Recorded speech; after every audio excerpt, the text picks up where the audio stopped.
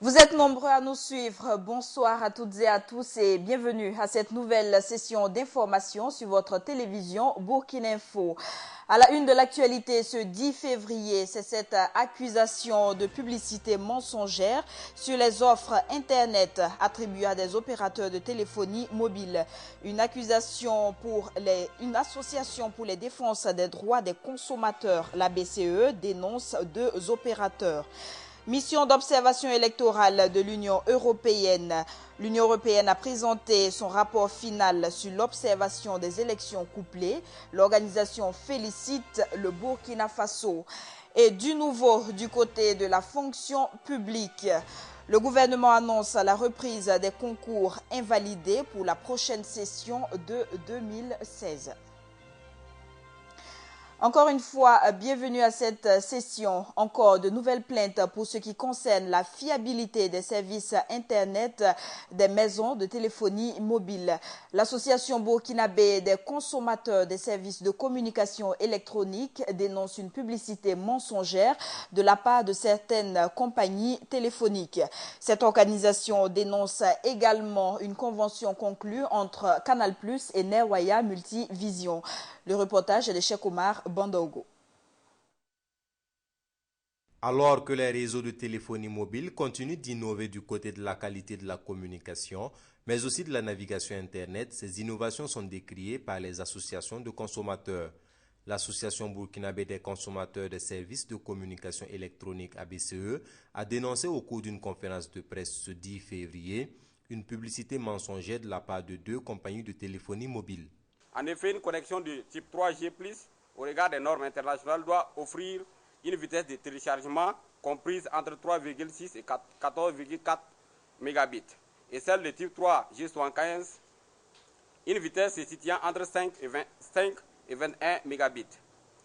Alors que nos mesures nous donnaient au mieux 0,0985 mégabits pour Telmob et 1,47 mégabits pour RTL. Ce qui a donné lieu à une saisine de la Commission nationale de la concurrence et de la consommation qui a rendu un verdict en date du 12 novembre 2015.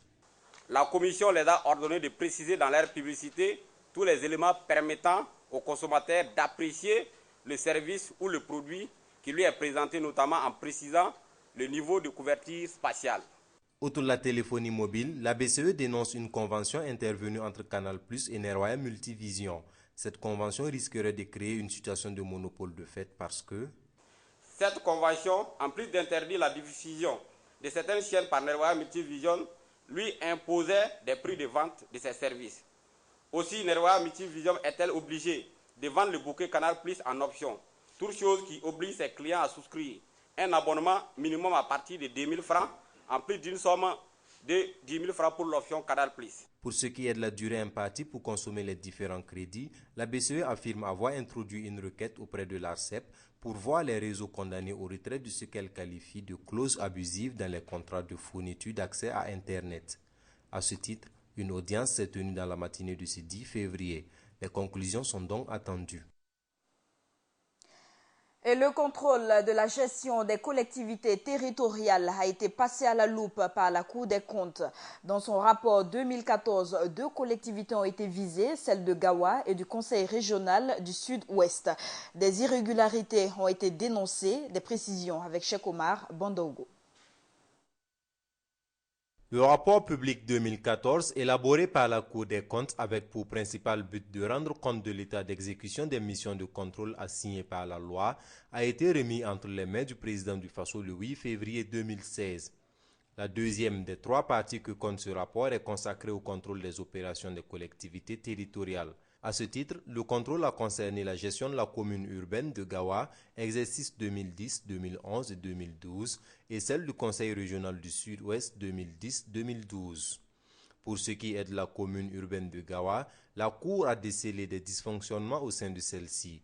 Dans son rapport de synthèse, la Cour a recommandé à la commune d'afficher les délibérations prises par le conseil municipal conformément à l'article 35 du décret numéro 2006-208 du 15 mai 2006, de régulariser la situation administrative et financière concernant les avancements des agents communaux, d'évaluer et noter annuellement ces agents, Elle a aussi recommandé une application du décret 2012-340 du 30 avril 2012 portant augmentation des salaires et des pensions des agents des collectivités territoriales et de leurs établissements publics, au taux unique de 5% pour compter du 1er janvier 2012. Dernière recommandation à l'endroit de la commune urbaine de Gawa, prendre une décision quant au montant de 660 500 francs CFA représentant des reliquats de fonds débloqués par décision et non justifiés par le gestionnaire au cours de la période 2010-2012.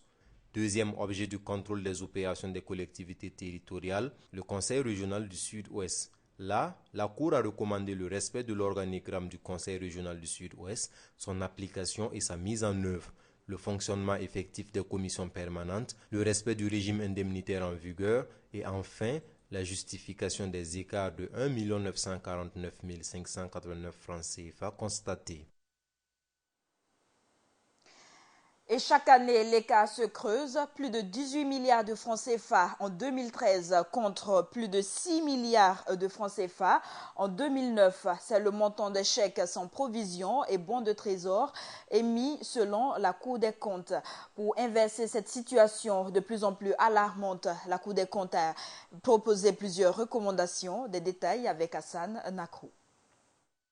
18 milliards 560 millions 867 087 francs CFA, tel est le montant relevé par la Cour des comptes lié aux chèques sans provision et aux bons du trésor contenu dans son rapport de 2014. Déjà dans son rapport public 2010-2011, la Cour se préoccupait du solde lié aux chèques rejetés à la date du 31 décembre 2009 qui était estimé en son temps à 6 milliards 126 millions 429 356 francs CFA. Une situation qui a évolué négativement car à la date du 31 décembre 2010, 2011, 2012 et 2013, les chiffres sont encore alarmants. Ces chèques impayés sont passés de 6 milliards en 2009 à plus de 18 milliards de francs CFA au 31 décembre 2013. Vu l'ampleur de la situation, la Cour des comptes a émis des recommandations suivies des observations. Au titre des recommandations, la Cour réitère sa recommandation au ministre en charge des Finances d'entreprendre des actions pour le recouvrement des chèques rejetés estimés à 18 milliards 560 millions 867 087 francs CFA. Quant aux observations, la Cour constate que des décrets d'avance ont été pris le 31 décembre 2013. Or, à cette date et au vu de la nature des dépenses concernées, il est impossible de respecter les délais d'engagement et de liquidation conformément aux dispositions de l'article 38, alinéa 2 et 3 du décret numéro 2005-257, /presse, /PM, /MFB du 12 mai 2005 portant régime des ordonnateurs et des administrateurs de crédit de l'État et des autres organismes publics qui stipule que les engagements des dépenses de personnel, de matériel et de transfert ne peuvent pas intervenir au-delà du 20 novembre de l'année. Les engagements de dépenses d'équipement et d'investissement ne peuvent intervenir au-delà du 30 octobre de l'année, sauf si elles peuvent être liquidées avant le 31 décembre. Malgré ces recommandations et ces observations, le phénomène continue, ce qui contribue en grande partie au déficit du budget car les dépenses exécutées sont toujours supérieures aux dépenses prévues. Mais ces observations et ces recommandations sont-elles prises en compte par le gouvernement? Y a-t-il des mesures de répression à l'endroit de ces personnes? En tous les cas, la Cour des comptes a fait l'état de son rapport au président du Faso le 8 février 2016. Et nous poursuivons cette édition. Les nouveaux textes régissant la Chambre de commerce et d'industrie du Burkina divisent les acteurs de ce domaine. Le Bloc pour la renaissance économique dit n'avoir pas été consulté pour l'élaboration des textes. L'opérateur économique Boukari Ouedraogo, dit Tintin, était face à la presse à ce sujet. Le point des échanges avec Ibrahim Zongo. Le Bloc pour la renaissance économique BREC s'insurge contre la sortie médiatique le vendredi 5 février dernier de la Chambre de commerce et d'industrie du Burkina. La structure a fait savoir son mécontentement ce mercredi 10 février 2016 à travers une conférence de presse. Pour Mahamadou Sanfo, les nouveaux textes qui régissent le fonctionnement de la Chambre de commerce et d'industrie n'ont pas été élaborés en présence de toutes les parties. Au mépris des opérateurs économiques, des textes régissant la Chambre de commerce auraient été adoptés de façon unilatérale et clandestine. Maintes fois, nous avons engagé des démarches pour entrer en possession de la nouvelle monture des textes élaborés à partir d'un consultant. Mais hélas, nous avons royalement été ignorés par ceux qui sont censés être des administrateurs consciencieux. Aujourd'hui, nous le disons clairement, nous désapprouvons l'action de la délégation spéciale de la Chambre de commerce. Pour lui, un audit de la Chambre de commerce et d'industrie est impératif avant la tenue des élections. Nous avions réclamé de vive voix un audit de la gestion antérieure. Mais hélas, notre appel est tombé dans l'oreille de sourds. Nous ne serons allés à des élections sans un audit clair de la gestion de la chose publique. Quant à Boukare Ouedraogo, membre du PROEC, il demande la relecture imminente de ces textes afin de prendre en compte les aspirations de tous les opérateurs économiques, membres de la Chambre de commerce et d'industrie. Nous avons déjà donné notre voix. Nous, on ne reconnaît pas ces textes. On est obligé de remettre une structure en place très rapidement pour que tous les acteurs se réunissent et qu'on adopte un texte où tout le monde se retrouve. C'est là la question. Les organisations membres du PROEC comptent saisir le ministre en charge du commerce afin de trouver une issue favorable à cette situation qui semble diviser les membres de la Chambre de commerce et d'industrie. Parlons politique à présent. 3 mois après les élections du 29 novembre 2015, la Commission d'observation électorale de l'Union européenne a présenté aujourd'hui son rapport final sur le scrutin. L'organisation a félicité le Burkina Faso pour le bon déroulement des élections. Des recommandations pour l'amélioration des prochaines échéances ont été formulées par cette mission. Le reportage de Viviane Bama.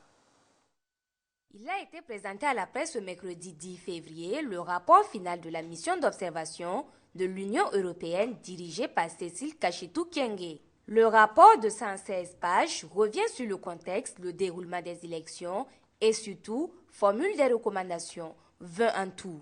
Alors, ces 20 recommandations sont sur l'aspect juridique.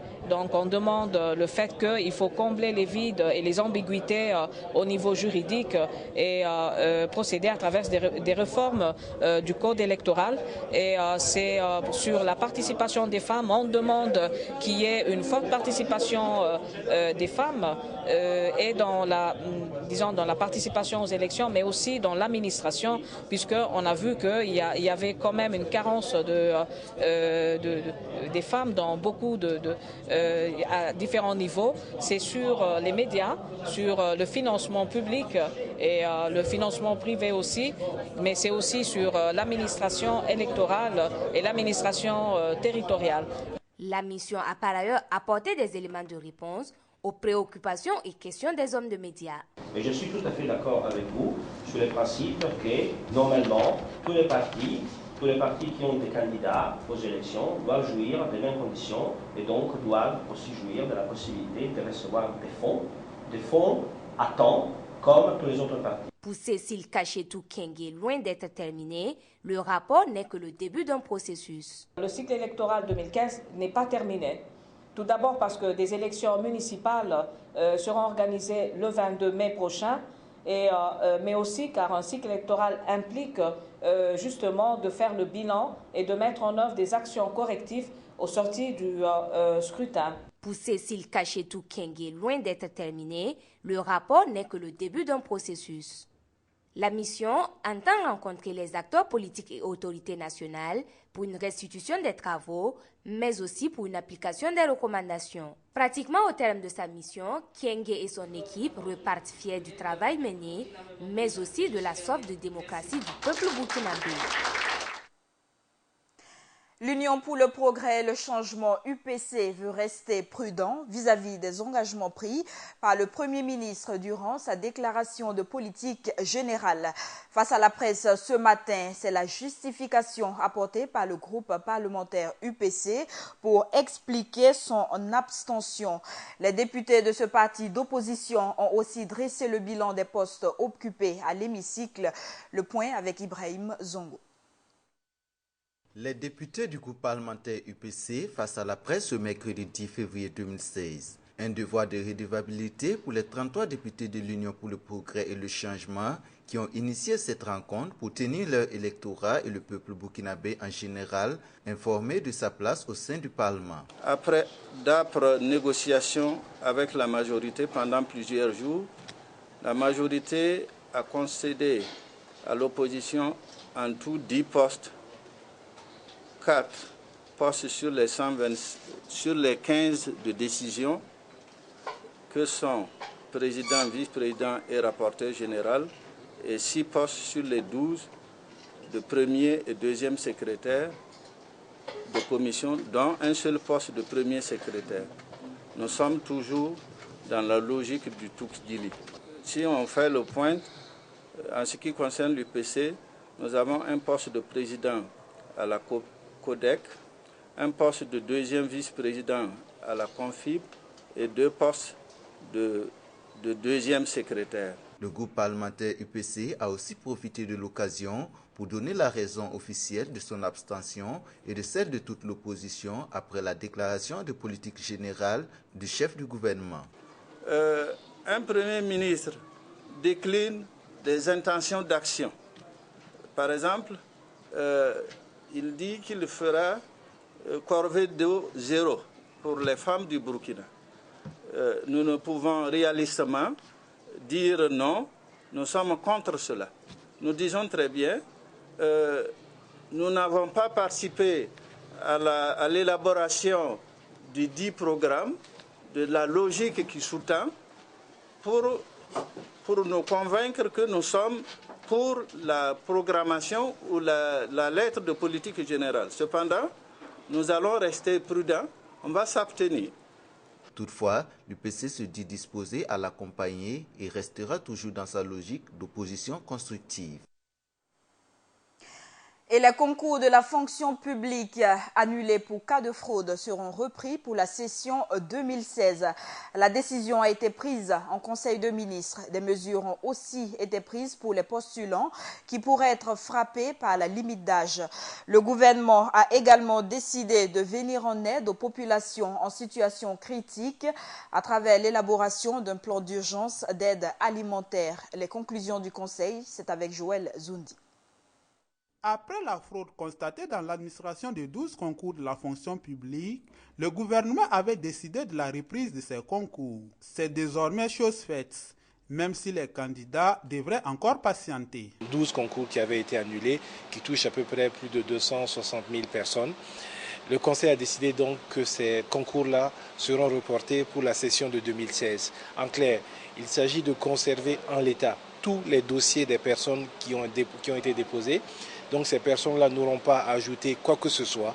Et le Conseil a estimé que les structures de formation prendraient les dispositions effectivement pour recevoir à la fois ces personnes-là dans le cadre de ces concours et pour les nouveaux recrutements qui seront faits dans le cadre du concours de 2016. Le Conseil des ministres a aussi décidé de prendre des mesures conservatoires pour ne pas pénaliser les postulants qui pourraient être frappés par la limite d'âge. Une centaine de personnes ont été identifiées et le Conseil a décidé qu'une dérogation spéciale leur serait faite pour qu'effectivement elles puissent se présenter dans le cadre de ces concours qui se tiendront donc en 2016. Un plan d'urgence d'aide alimentaire pour venir aux populations en situation critique a aussi été adopté. Pour ce faire, le gouvernement prévoit de débloquer près de 30 milliards de francs CFA. Elles sont estimées à peu près à 3 200 000 personnes et le plan d'urgence est évalué à peu près à 30 milliards de francs CFA. Donc ce plan-là est mis en œuvre dès à présent. Le financement est quasiment acquis et le ministre en charge de ces questions-là donc a eu l'autorisation du Conseil pour mettre ces points-là en œuvre. Le Conseil des ministres a instruit le ministre en charge de la fonction publique à rencontrer les partenaires sociaux afin de les faire part des propositions du gouvernement au vu des priorités et de l'épaisseur des ressources financières disponibles. À présent, direction Bobo-Dioulasso, où les jeunes veulent s'impliquer dans le développement communal. La relance économique de la ville de Sia a été au centre d'une conférence publique. Il s'agit pour les organisateurs, l'initiative des jeunes pour la relance socio-économique de Bobo, de trouver et de soumettre un référentiel de développement aux futures autorités communales. Le reportage de notre correspondant Josias Dabiré. Rôle et place de la jeunesse dans le développement communal, c'est le thème de la conférence publique organisée à Bobo-Dioulasso le 6 février dernier par l'initiative des jeunes pour la relance socio-économique de la ville de Bobo. Cette conférence qui a réuni des jeunes et des femmes de Bobo vise, selon la coordination, à inciter une prise de conscience chez les jeunes. On ne peut rien faire aujourd'hui sans la jeunesse. Mais avec quelle jeunesse? Une jeunesse qui brûle nos goudrons, qui casse les feux? Non, on veut une jeunesse qui s'engage, qui soit au début, en milieu et au fin de tout processus de développement, en étant responsable. C'est le sens de notre engagement. Bobo-Dioulasso, ville cosmopolite donc, qui appartient à toutes les communautés vivant à Bobo, la coordination dit avoir initié ce cadre de rencontre pour impulser le volontarisme de développement participatif. Alors nous, notre coordination, ce n'est pas pour créer quelque chose de plus. Non, c'est pour venir en renfort à tous ces gens-là qui sont déjà sur le terrain. Comment on peut trouver une synergie? On a besoin de tout le monde. On a besoin des mécaniciens, on a besoin des soudeurs, on a besoin des maçons, on a besoin des médecins, on a besoin des professeurs d'université, on a besoin de tout le monde. À en croire aux initiateurs de la rencontre, il s'agit d'ores et déjà d'un début d'une batterie d'activités programmées dont le but ultime est d'amener les Bobolais à conduire sur eux-mêmes, d'élaborer déjà des chemins directeurs pour le développement de la cité et de pouvoir soumettre un référentiel de développement aux autorités communales à venir. Et l'actualité ce 10 février, c'est ce mois de pénitence qui débute aujourd'hui pour les fidèles catholiques. Le jeûne chrétien a débuté ce mercredi, une période au cours de laquelle la communauté catholique doit adopter une nouvelle attitude et se retrancher dans la prière. Abbé Christian Sorgo de la paroisse universitaire Saint-Albert-Rotonne nous explique le sens même du jeûne. Viviane Bama, reportage. Accompagnés ou seuls, ces fidèles catholiques regagnent à la hâte la paroisse universitaire, communément appelée la Rotonne. À l'intérieur se tient une célébration eucharistique assez particulière, celle du mercredi des cendres, marquant le début du carême catholique. Avec cette célébration, nous avons encore 40 jours pour nous préparer afin d'arriver au jour culminant qu'est le jour de la résurrection, le temps de Pâques. Cette célébration eucharistique auquel on assiste à une application des cendres sur le front des fidèles revêt un sens spirituel. Le rite des cendres, justement, c'est un rite qui nous invite à un retournement du cœur. Quand nous recevons les cendres, cela manifeste que nous reconnaissons notre état d'homme pécheur et nous voulons maintenant regretter ce péché et davantage nous tourner vers le Dieu qui est miséricordieux et se convertir. En ce début de temps de pénitence et de prière, l'Église catholique formule des recommandations pour un meilleur déroulement du carême. L'Église nous propose 3 attitudes à vivre. La première attitude, c'est quoi? C'est la prière. Nous devons prier vraiment de manière humble. La deuxième attitude, c'est le jeûne. Le temps de carême, il faut jeûner, il faut se purifier. Et la troisième attitude, c'est le partage. Et avoir vraiment un regard plus miséricordieux vers le plus pauvre qui est proche de nous. Et cela tombe bien parce que cette année, c'est l'année de la miséricorde. C'est donc parti pour 40 jours de jeûne, de prière et de partage, au cours duquel les fidèles catholiques partageront la passion du Christ depuis son séjour dans le désert. Et nombreux sont-ils les fidèles croyants qui promettent déjà vivre cette foi religieuse.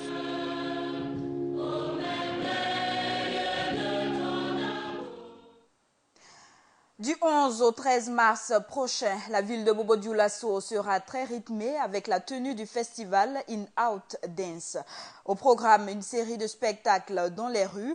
Les responsables de l'association Tamadia, initiateur de l'activité, ont dévoilé les grandes affiches de cette 3e édition de In-Out Dance. Des précisions avec Josias Dabiri.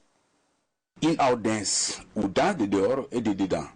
En un mot, dans, dehors et dedans est un nouveau concept qui vise à magnifier la danse et élargir les événements culturels de Bobo, capitale culturelle du Burkina Faso.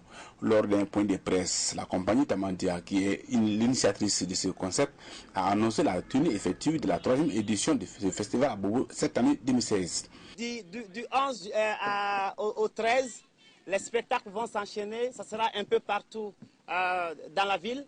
Ça sera ici au village, à l'Institut français, devant la gare Tiefo Amoro, ça sera au grand marché. Cette année, nous avons un peu réduit les lieux de spectacle parce que ça se passait devant la mosquée du Lassoba et on partait au camp militaire et on partait à la prison civile.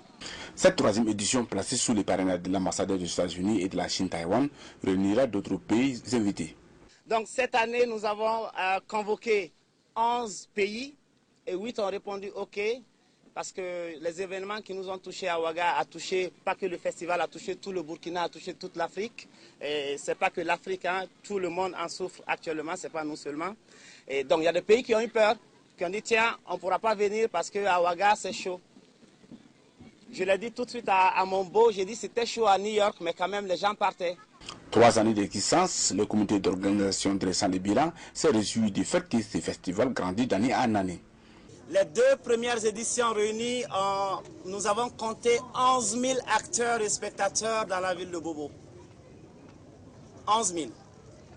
Après les réseaux sociaux, ça, nous n'en comptons pas. Débutée depuis le 1er février 2016, la cérémonie officielle du festival In-Out Dance aura lieu le jeudi 11 février. En rappel, le thème de cette édition est politique culturelle sur quel pied danser. Hors de chez nous à présent, face aux multiples cas d'abus sexuels en Centrafrique, l'ONU nomme une coordonnatrice spéciale. L'américaine Diane Holtz a été nommée par les Nations Unies coordonnatrice spéciale d'intensification de la lutte contre les abus sexuels des casques bleus en Centrafrique. Une nomination qui intervient suite à un rapport interne qui pointe les Nations Unies de sa faiblesse dans les pays de lutte contre les abus sexuels. Et en 2015, 22 cas d'abus sexuels commis par des casques bleus ont été dénoncés en Centrafrique. Le projet de révision constitutionnelle controversé a été adopté à l'unanimité par l'Assemblée nationale française. Il est désormais inscrit dans la loi fondamentale le régime de l'état d'urgence et la déchéance de nationalité pour les auteurs de crimes et délits terroristes. Le projet doit être soumis les prochains jours au Sénat. Et toujours en France, le ministre des Affaires étrangères Laurent Fabius, a annoncé son départ du gouvernement. Selon plusieurs sources, il serait pressenti pour présider le Conseil constitutionnel. Si sa nomination est confirmée à l'issue de la procédure, l'ancien ministre des Affaires étrangères succédera à Jean-Louis Debré, nommé à ce poste en 2007. Et c'est la fin de ce journal. Merci à vous qui l'avez suivi. Très bonne suite de nos programmes. L'information continue sur le www.burkineinfo.tv.